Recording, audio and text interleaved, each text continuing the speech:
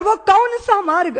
क्या हिंदू जाति जिसने नक्षत्रों को संज्ञा दी, वो हिंदू जाति जिसने सागर की छाती पर पत्थरों को तैराया, इतना गौरव रखने वाली हिंदू जाति, उसका स्वाभिमान धुआं बनकर उड़ेगा? ये वेदना में से राष्ट्रीय स्वयंसेवक संघ का जन्म हुआ। प्रचारकों ने अनवरत अपने जीवन को आहूत किया।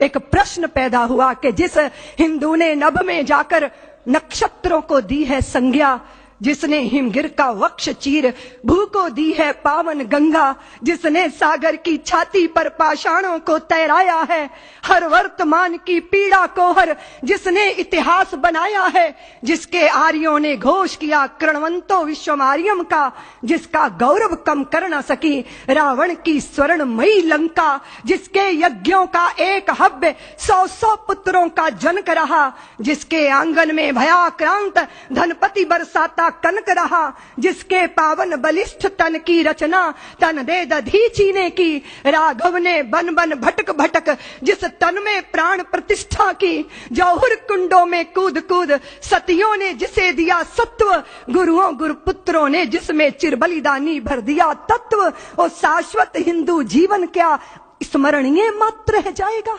इसकी पावन गंगा का जल क्या नालों में बह जाएगा?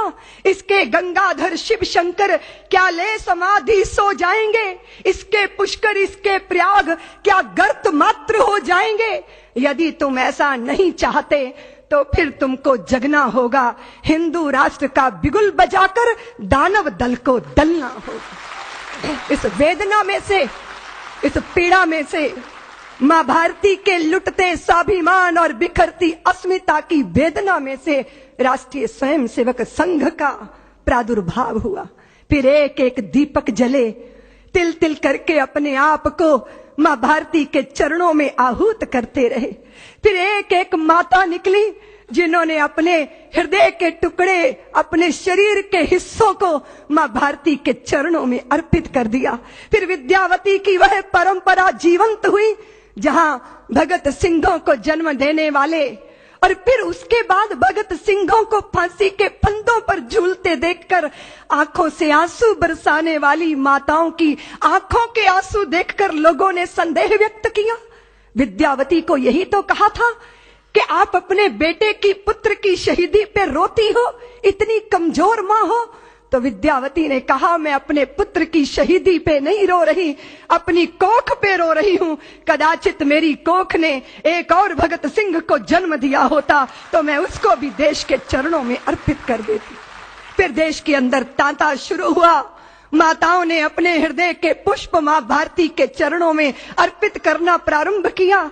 और प्रचारक जीवन को अपना के व्यक्तिगत परिवार कुछ नहीं, परिवार सारा राष्ट्र परिवार है।